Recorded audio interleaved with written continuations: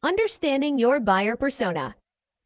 Amazon FBA is a wonderful service that takes a lot of the guesswork of business away for you, as well as a lot of the busy work.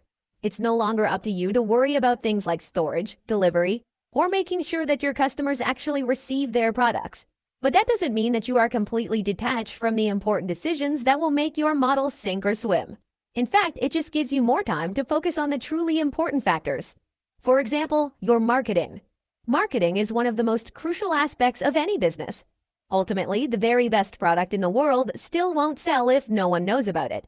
With Amazon, you have a ready-made distribution platform, connecting you to billions of people.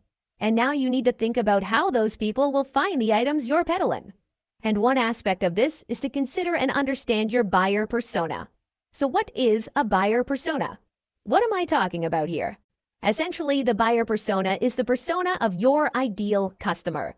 This is a portrait, if you will, of the kind of person who is most perfectly suited to the products that you want to sell. Try and write a biography for this person, as though you were defining a character for a book you were about to write.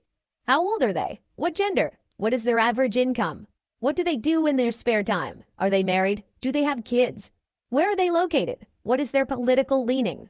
All of these things can help you get a better idea of precisely who this person is, and that will then help immensely when it comes to marketing.